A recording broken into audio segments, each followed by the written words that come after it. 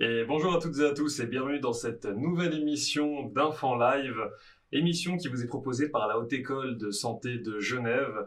Chers étudiants, chères étudiantes en bachelor, cette émission va vous permettre d'y voir un petit peu plus clair dans le champ des possibles que vous offre cette profession et nous faisons pour rappel cela dans le cadre du module Intégration 5.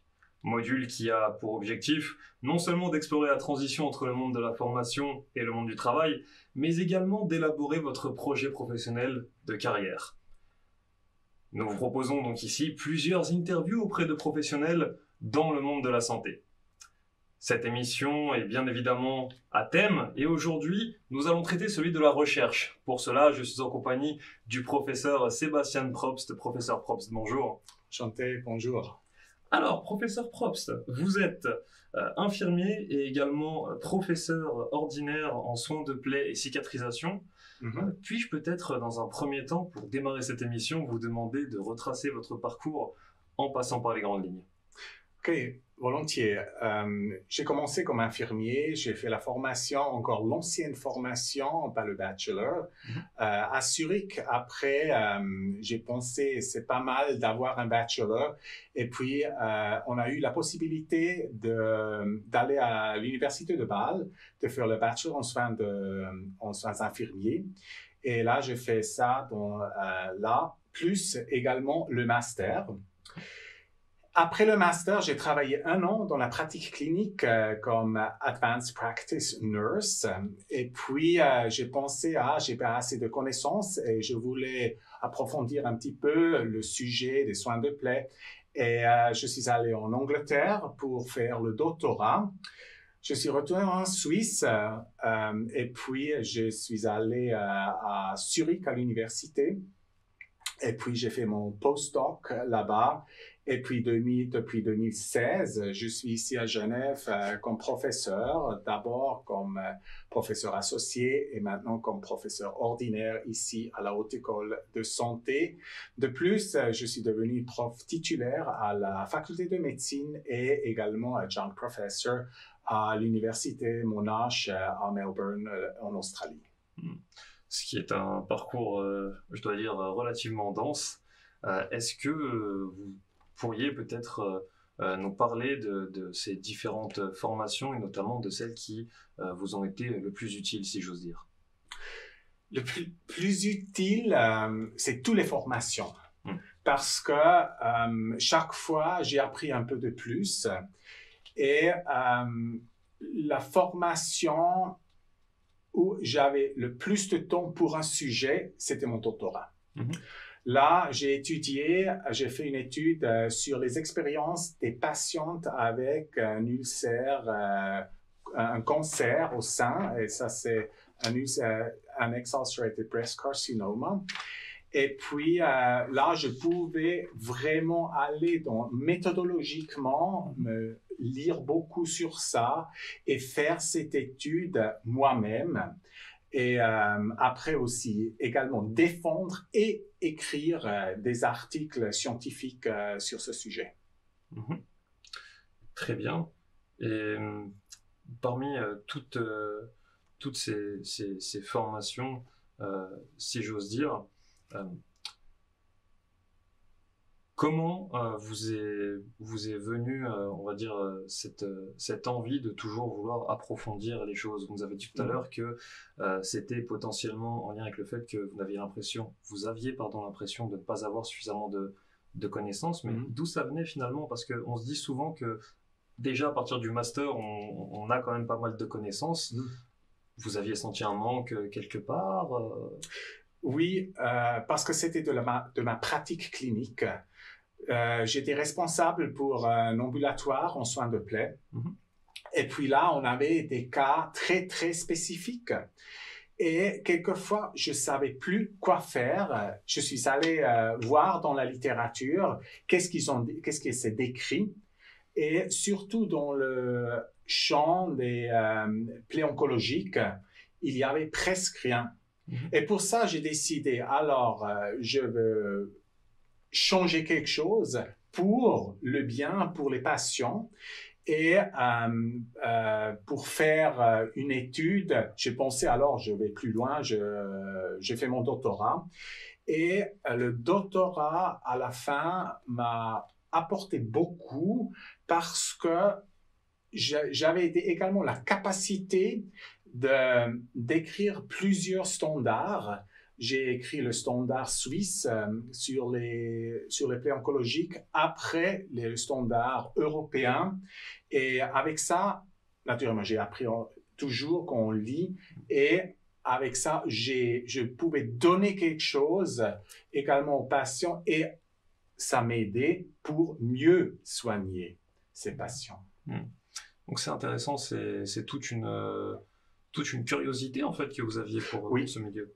Oui, oui. Et surtout, je ne pouvais pas aider, ça veut dire je ne pouvais pas améliorer la situation. Par exemple, si vous avez beaucoup d'odeurs, on avait quelques pansements, mais j'avais pas toutes les connaissances. Mais maintenant, avec tout mon bagage,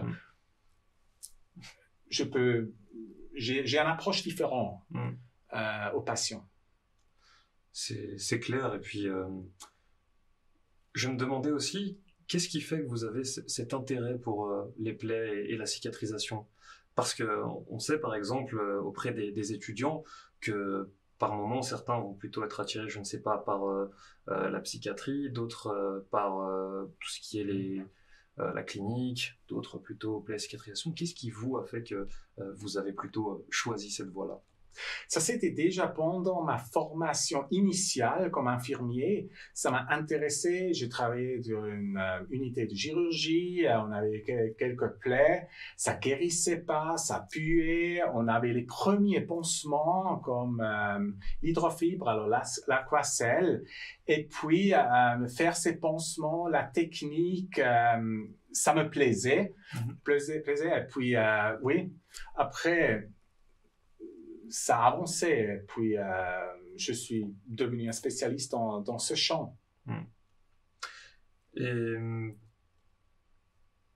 si on parle, vous savez, régulièrement aussi des valeurs, en tout cas dans le milieu infirmier, dans la formation notamment des étudiants. Est-ce que je peux vous demander quelles sont les valeurs qui vous accompagnent, en tout cas, en tant qu'infirmier et dans votre métier en règle générale? Les valeurs, on doit tout d'abord savoir qu'est-ce qu'on veut. Et puis, moi, je me base surtout sur un article de Porter qui était publié dans New England Journal of Medicine, qui définit les valeurs comme résultat des patients. Ça veut dire quelque chose qui est très important. Et pour moi, la valeur numéro 1 est la prévention. Parce que à l'hôpital, par exemple, on traite. On fait le management, mais la prévention vient toujours plus tard. Mais si on peut déjà prévenir, les patients ne doivent pas aller à l'hôpital. Je prends l'exemple avec l'ulcère veineux. Si on prévoit déjà, on fait une prévention, par exemple, déjà enseigner aux patients de porter les bas ou faire de prendre soin de la peau, ça va pas si loin après avec qu'il développe un ulcère. Et pour ça, la prévention est pour moi la valeur plus grande. Après, c'est le management et jusqu'à la fin, c'est le traitement. C'est relativement intéressant. C'est pas forcément quelque chose que j'ai l'habitude d'entendre, mais à mon grand plaisir, j'ai envie de dire. Est-ce que ces mêmes valeurs ont évolué avec le temps? Et j'imagine que oui, entre le moment où vous avez été diplômé de votre bachelor et l'heure actuelle. Oui. Alors, tout d'abord, c'était le traitement.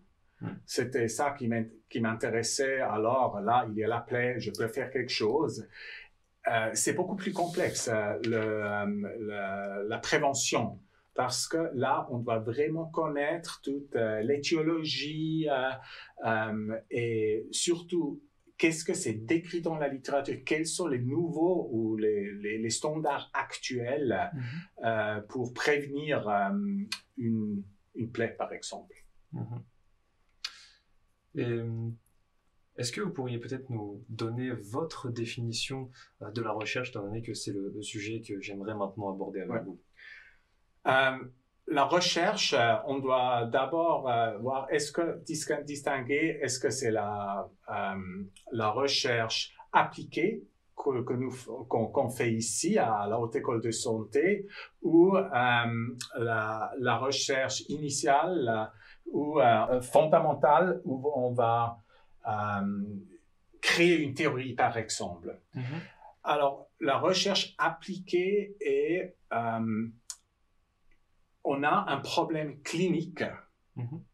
et puis là, on va faire la recherche sur ça. Ça veut dire, on prend ça, si on prend le processus des soins, on prend que ça, c'est le problème, on le reformule comme question de recherche, et puis on peut faire une recherche sur ça.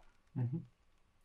Est-ce que pour vous, c'est un sujet important, en tout cas pour les étudiants, que d'étudier la recherche? Est-ce que en quoi est-ce que ça peut être réellement utile, en tout cas pour la suite et pour leur pratique? Je trouve que c'est très utile parce que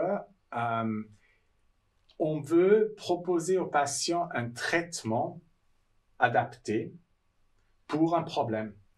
Et on ne peut pas tout savoir et on n'est pas toujours à jour. Même moi, je ne suis pas toujours à jour. Pour ça, je lis ça dans la littérature et avoir la recherche, les statistiques, savoir comment on fait un entretien qualitatif, etc.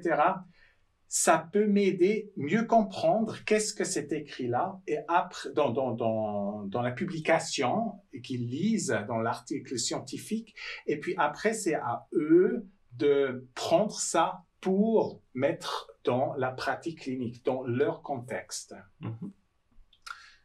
Et on pense d'ailleurs souvent, et vous l'avez dit, que la recherche, ça se résume peut-être à des statistiques, à de la recherche de fonds ou de financement, parfois à beaucoup de rédaction. Est-ce que c'est la réalité selon vous, ou qu'est-ce que vous pouvez nous dire à ce sujet-là? En quoi consiste finalement la recherche lorsque l'on est dans cette profession et peut-être dans une place comme la vôtre? Alors, je lis beaucoup, c'est être toujours à jour. J'ai un sujet ou deux sujets que je suis expert parce que je fais uniquement dedans la recherche. J'ai commencé avec une recherche sur Quality of Life, Self-Efficacy, Social Support, des patients avec des ulcères veineux. Et ça m'a aidé pour mieux comprendre comment eux, ils fonctionnent et où sont les problèmes. Mm-hmm. Ça, c'était une étude mixte. Et puis, de ça, j'ai réalisé, oui, ils ont besoin des connaissances, et ça, on voit également dans la littérature. Et puis, j'ai développé une brochure pour les patients avec des ulcères veineux, et actuellement, ça, c'est un fonds national, qu'on fait une étude sur l'éducation thérapeutique avec ces patients. C'est un essai randomisé contrôlé. Il y a des autres études qui suivent et je trouve qu'on doit également toujours être un peu plus en avance, penser qu'est-ce que peut être intéressant dans quelques temps. Aujourd'hui, par exemple, on a communiqué qu'on a obtenu avec Swan Pichon et l'Université de Genève et INITO, un fonds inno-suisse de plus d'1 million sur Artificial Intelligence, où on va on va créer des algorithmes pour prévenir des ulcères ou pour aider aux infirmiers qui n'ont pas assez de connaissances dans les soins de plaie pour guider un petit peu où ils peuvent aller. Ça veut dire quel traitement ils peuvent mettre. Mm-hmm. Est-ce que selon vous c'est un milieu, disons, stressant, celui de la recherche? Alors, je dois dire, c'est pas un 9-to-5 job. On est vraiment constamment, on lit, et surtout avec ma position, je suis également président de l'Association européenne des soins de plaie et également dans la Wunddach, l'Allemagne, l'Autriche et la Suisse. Et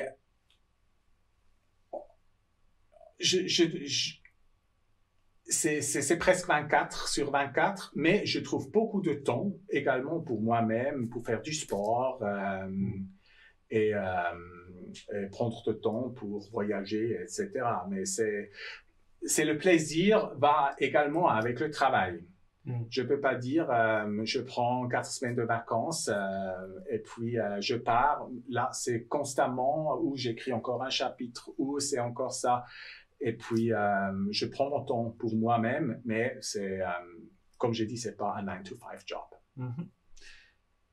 Est-ce que vous pensez que ce milieu est destiné un petit peu à tout type de personnes, ou est-ce qu'il y a des profils peut-être que vous voyez plus souvent dans votre pratique parmi les personnes qui se spécialisent dans la recherche? Ce sont souvent des étudiants qui sont intéressés à un sujet particulier, qui veulent savoir un peu de plus. J'ai plusieurs étudiants de master dans plusieurs sujets, dont les plaies. J'ai une, par exemple, qui travaille avec les patients avec les pieds diabétiques. Et là, on va sur Health Literacy, qui est un sujet très, très important. Et il y a une augmentation également des publications qui sortent. Et puis, elle veut savoir un peu de plus. Et pour ça, elle a décidé de faire un master. Alors, c'est l'intérêt. Et on doit avoir également un peu un intérêt à la pratique. Comme ça, le patient peut bénéficier ce que j'investis le temps pour faire la recherche. Je ne sais pas si je suis clair. Oui, je vois ce que vous voulez dire. En fait, c'est intéressant parce que vous avez une vision un peu plus globale, en fait. C'est-à-dire que le travail, ou en tout cas la profession d'infirmier quand on est spécialisé dans la recherche, va servir un petit peu à tout l'écosystème. Oui, ça sert à tout. Ça sert pas seulement à moi, parce que je fais la recherche pour les patients, pour améliorer les soins, et également, ça sert au profil comme infirmier. Ça veut dire à la profession. Parce que maintenant, on voit, c'est un infirmier qui est prof, qui peut apporter quelque chose dans le monde scientifique, par exemple. Est-ce que c'est un point peut-être parfois sous-estimé, selon vous, la recherche dans notre profession qui est celle d'infirmier?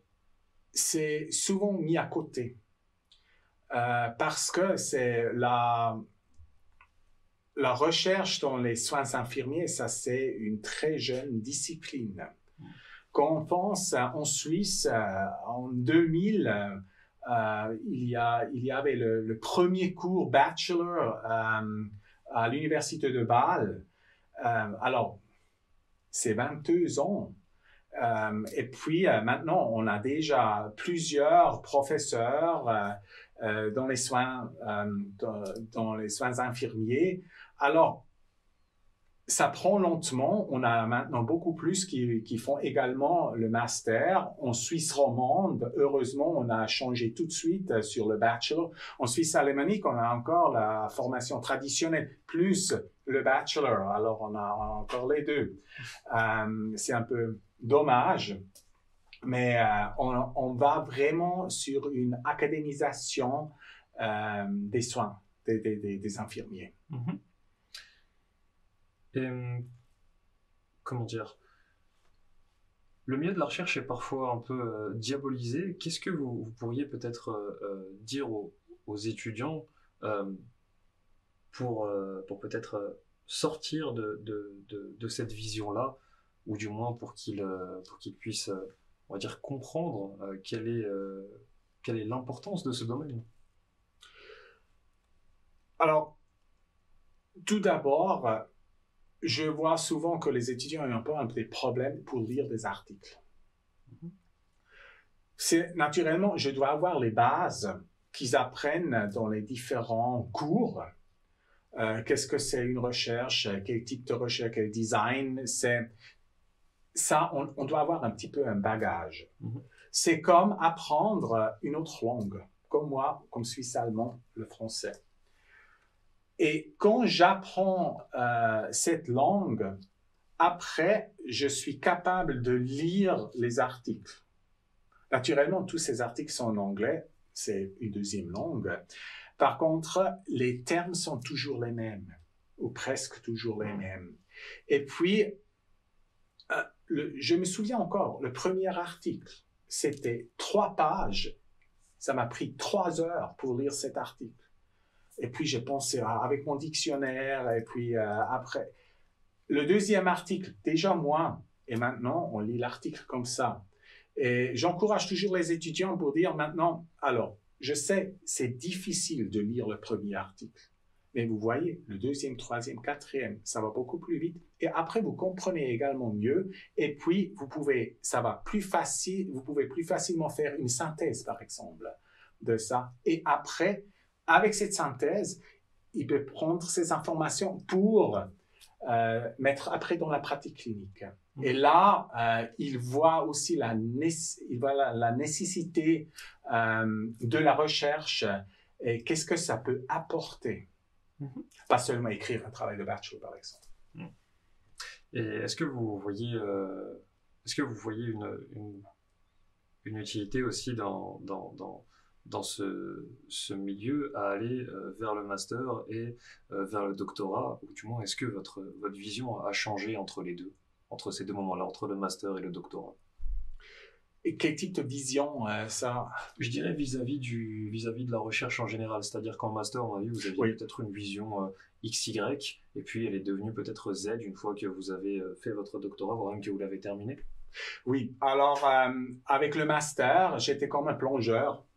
Je voyais un peu tout, je connais tous les différents designs, mais avec le doctorat et maintenant avec tous ces designs que je fais, je vais vraiment en bas, en profondeur, et puis je pouvais apprendre quelque chose un peu beaucoup mieux, et puis je maîtrise certaines designs très très bien, des autres designs, je connais, mais pas comme, par exemple, la recherche qualitative ou faire un essai randomisé contrôlé. Et pour terminer sur cette partie où nous sommes rentrés un petit peu plus dans le milieu de la recherche, est-ce que vous pouvez peut-être me dire, c'est quoi finalement la journée d'un chercheur? Quelle est la journée typique de Monsieur Sébastien Probst quand il vient au travail? Alors, c'est la jolie chose, tous les jours sont différents. Je vais à l'hôpital, je vois des patients, je suis à l'école, je suis à l'université, j'ai mes emails naturellement, je vois des étudiants, j'enseigne, alors je développe des nouvelles études, je voyage pour des congrès, pour faire la dissémination des résultats à présenter mes études. Alors, c'est vraiment une grande palette et demain est différent qu'aujourd'hui et le lendemain. Et c'est ça que je trouve c'est très important. C'est pas, alors j'arrive, je fais mes emails, j'enseigne, je rentre. Autrement, c'est trop longtemps pour moi. Pour moi, c'est vraiment, je fais ça. Naturellement, je dois le bien coordonner. Et est-ce que c'est vraiment ça c'est ce à quoi vous vous attendiez, j'ai envie de dire, après votre doctorat et le fait d'être devenu professeur? J'entends par là, on n'a pas forcément cette même vision-là au début quand on sort du bachelor. Alors, quand je suis sorti de ma formation initiale, j'ai pensé, oui, je veux savoir un peu de plus, mais après, j'ai pensé, oui, alors, je me lance dans le bachelor parce que j'ai travaillé à côté et j'ai fait mon bachelor. Après, j'ai fait le master, j'ai travaillé à côté. Et puis, après le master, j'ai pensé, j'ai marre. Maintenant, je veux vraiment travailler dans la pratique clinique. Et après, ça m'a pris de nouveau. J'ai dit, non, maintenant, ça, je veux vraiment savoir de plus. Et puis, j'ai continué avec le doctorat. Et après le doctorat, pour moi, c'était, oui, le sommet. J'ai pas pensé de devenir prof, mais c'est une chose après l'autre. On va maintenant passer sur la dernière partie de cette émission, où nous allons discuter peut-être de vos perspectives et d'une éventuelle évolution, même si on est déjà bien avancé dans le processus, j'ai envie de dire. Pour vous, quel est le secret pour être épanoui dans cette profession? Le secret. Le secret est que je peux essayer de changer quelque chose dans la pratique clinique. Et ça, c'est ça qui m'aide toujours à aller plus loin. Parce que je vois les problèmes et puis j'essaie de trouver une solution avec mes recherches. Je trouve ça, c'est ça. Et je vois comment était la profession des soins infirmiers il y a 10 ans, 20 ans, et maintenant. Ça a beaucoup évolué. Et ça me fait plaisir de voir ça. Mais par contre, on est toujours encore dans les soins infirmiers, dans le experience-based. Et j'aimerais plutôt qu'on va plutôt dans evidence-based, ou evidence-informed, comme on dit quelquefois aujourd'hui. Ça veut dire qu'on doit vraiment faire ce paradigm shift. On le voit, mais pas tout à fait. Mais je trouve, si on a beaucoup plus d'étudiants avec un bachelor et master, on peut aller dans cette direction. D'accord. Donc pour vous, ce serait vraiment le moyen de changer les choses, ce serait de beaucoup plus académiser les formations. Oui. On est beaucoup plus crédible parce que vous avez les arguments auprès des autres professions. Il est vrai. Une autre question que je me posais, même si vous en avez un petit peu parlé déjà auparavant, c'est comment gérer l'entre-deux entre la vie professionnelle et la vie privée. À savoir qu'en plus, vous avez dit que c'était presque un job 24/24. Ouais. Comment est-ce que vous arrivez à scinder un petit peu les deux, j'ai envie de dire? Surtout quand j'ai les congrès, j'essaie d'ajouter encore un jour. Quelquefois, c'est pas possible. En un jour, je vais à Londres et puis retour ou quelque chose comme ça. Par contre, si je peux profiter d'être là, ça me donne déjà beaucoup. Et j'essaie de faire beaucoup de sport, presque chaque jour. Et quelquefois, je me mets ça dans mon agenda. Je bloque du temps parce qu'autrement, ça remplit très, très vite. Donc, quelque part, en plus, vous en avez parlé, l'organisation, un petit peu la clé autour de tout cela. Et là, c'est intéressant. Le sport, pour vous, ça a l'air d'être quelque chose de très important. Oui, ça c'est là. Je peux vous dire, presque tous mes projets de recherche sont nés sur la treadmill. Quand je regarde dehors, je fais quelque chose et puis je réfléchis. Et puis, ah oui, ça peut être ça, ça peut être ça. Je prends mon attel, je note, et puis après, je vais voir dans la littérature, et puis je crée mon projet. Et est-ce qu'il y a des éléments ou des facteurs qui vous ont permis de prendre conscience qu'il fallait réellement peut-être avoir du temps pour vous? Oui.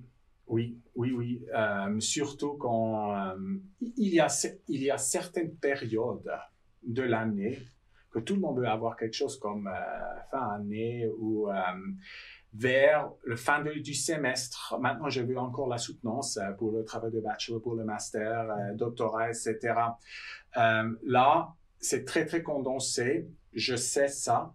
Mais après, j'essaie prendre un peu plus de temps également pour moi. Et maintenant, c'est pas être toujours ici avec le home office. Je peux travailler pour moi 9-10 heures par jour. Et puis après, j'essayais de connecter. De déconnecter, pardon. Et est-ce que vous auriez peut-être changé quelque chose dans votre parcours? Non. Aucunement, j'imagine. Non, non, non, je suis... Oui, probablement, quand j'étais à Zurich, j'avais pas assez de cliniques. Pas comme maintenant. Là, ça m'a manqué un petit peu. Par contre, tout le reste, c'était vraiment enfilé un petit peu une chose après l'autre. Non, non. Est-ce que vous pensez qu'il faut plutôt se lancer plutôt qu'attendre parce qu'on a de temps en temps, vous savez, des étudiants qui peuvent être parfois peut-être sur la réserve. Est-ce que vous pensez qu'il vaut mieux parfois sauter le pas? Oui. Alors, je dis toujours, tout d'abord, je pensais, est-ce que je suis capable de faire un bachelor? Ou après un master, parce que je vois quelles sont les attentes. Et puis, je grimpe lentement la montagne. Et puis, on est toujours accompagné. Et aujourd'hui, on a même la possibilité de faire ça à mi-temps, quelquefois les formations. Et je trouve que chacun peut essayer. Naturellement, c'est un sacrifice. C'est faire une formation, le doctorat, j'avais pas beaucoup de week-ends libres, mais après, c'est très, très satisfaisant, surtout quand on peut bouger quelque chose. Et une question qui me vient comme cela, que je n'avais d'ailleurs pas prévu à la base, Pas de souci. mais j'ai vu que vous étiez aussi relativement actif, on va dire, dans le milieu même associatif. Ouais.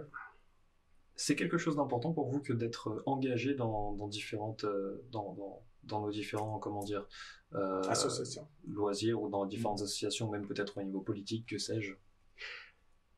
Je trouve ça c'est très, très important, avoir ce réseau. J'imagine que j'aurais pas ce poste actuel sans mon réseau, parce que ça m'a beaucoup aidé. J'ai rencontré beaucoup de personnes très, très intéressantes et on a des discussions, des échanges, parce qu'il y a, par exemple, il n'y a pas beaucoup de profs en soins de plaie. Comme il y a une heure, j'avais une séance avec 4 profs, un des États-Unis, de Danemark et de l'Hollande. Et on a discuté sur antimicrobial stewardship parce qu'on est en train de rédiger un document sur ça. Ça m'aide à rencontrer également des pratiques différentes. Et c'est pas Genève, c'est pas la Suisse, c'est l'Europe et le monde. Comme ça, on a vraiment un grand, grand réseau et ça peut aider pour, j'ai une question, j'envoie ça aux États-Unis, en Australie, etc. D'où l'importance de la langue aussi. Pardon? D'où l'importance des langues aussi. Ouais, ça va tout en anglais. Oui, et puis si on parle des autres langues, l'italien ou l'allemand, ça peut aider. Ça peut toujours aider. Ça peut toujours aider, mais ça va tout en anglais. Et vous venez de nous parler du réseau. À partir de quand est-ce que vous avez eu, si j'ose dire, cette révélation? Parce que j'imagine que c'est quelque chose de difficile à concevoir peut-être pour les étudiants, ou bien on peut avoir l'impression qu'ils ont parfois, oui, qu'ils rencontrent parfois des difficultés à se le construire tout simplement, alors que c'est quelque chose qui nous paraît extrêmement important. C'est si vous avez un intérêt sur un sujet, de voir est-ce qu'il y a une association. Si vous travaillez sur une unité et quelqu'un fait partie de l'association, de demander d'aller au congrès ou de s'abonner du newsletter ou de la revue. Et si vous allez une fois à un congrès, là, vous rencontrez des personnes des personnalités, je dis maintenant, comme des papes de ça. Et vous avez également, je sais, au tout début, c'est un peu, j'ai dû prendre un peu du courage pour parler aux grands profs, mais après, on se fait ce réseau lentement. Et j'ai commencé après le bachelor, quand j'ai commencé le master, là, ça c'était les soins oncologiques qui étaient plus tôt, et puis je suis allé, c'était petit, c'était sur Zurich, après c'était la Suisse, et je faisais partie de l'association suisse des soins de plaie, et puis là, les soins oncologiques m'ont cherché pour écrire le standard, alors c'est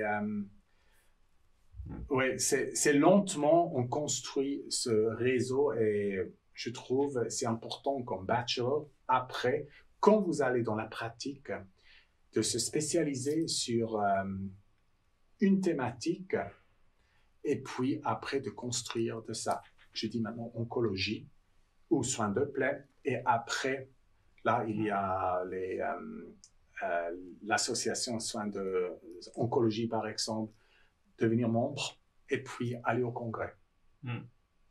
D'accord. Bien, merci pour ces paroles précieuses, ma foi. Il nous reste encore quelques questions et nous arriverons bientôt à la fin de cet entretien. La première, c'est quelles sont vos perspectives futures, professeur Probst?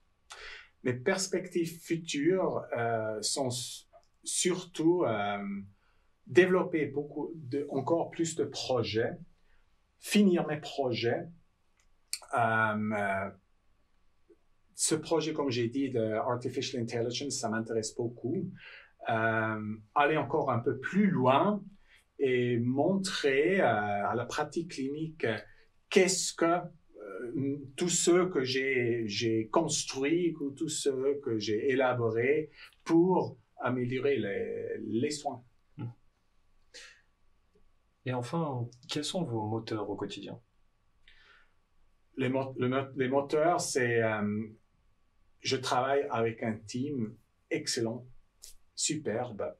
Nous, on a de l'assistante à la chargée de cours, sur maître d'enseignement, les étudiants également qui sont intéressés à la thématique. Ça me fait beaucoup de plaisir et j'aide volontiers et puis là on construit. Magnifique. Eh bien, nous allons bientôt rendre l'antenne, professeur Probst. Avant cela, j'aimerais peut-être vous demander si vous avez un conseil peut-être à donner aux étudiants qui vont regarder cette émission. Un conseil, c'est d'être ouvert, de s'intéresser quels sont les problèmes dans la pratique clinique, de voir qu'est-ce qu'ils peuvent apprendre ici à la haute école, prendre ça. Quelquefois, c'est difficile, surtout quand je pense à la recherche. Maintenant, je dois étudier ça. Mais tous ces briques, je dis maintenant, pour construire une maison, je trouve c'est très utile et puis ça peut aider ou ça aide après dans leur pratique clinique quand ils travaillent comme infirmiers. Très bien. Nous allons donc terminer l'émission, mais avez-vous peut-être avant cela quelque chose encore à ajouter? Non, c'était un plaisir de parler avec vous et de partager mes expériences et mon parcours. Eh bien, plaisir partagé. Merci beaucoup, professeur Probst. Merci à vous. Merci à toutes et à tous de nous avoir suivis pour cette nouvelle émission, en espérant que celle-ci vous a plu. Nous attendons bien évidemment vos retours. N'hésitez pas à vous abonner à la chaîne YouTube de la Haute École de Santé de Genève afin de ne pas manquer les prochaines émissions. Également à liker cette vidéo afin de remercier nos travaux comme nous pouvons. N'hésitez pas non plus à nous suivre sur nos réseaux sociaux, que ce soit Facebook ou LinkedIn. Et très chers étudiants, très chères étudiantes, nous vous souhaitons bien évidemment une pleine réussite dans vos études, en espérant que cela vous aide à y voir plus clair. Et notre prochaine émission se déroulera lundi avec Delphine Bachmann. Donc n'hésitez pas surtout à nous rejoindre lundi à 18h. Vous étiez sur l'émission Enfant Live, une émission proposée par la Haute École de Santé de Genève. Vous étiez en compagnie de Guillaume Ismaili et je vous dis à bientôt, j'espère.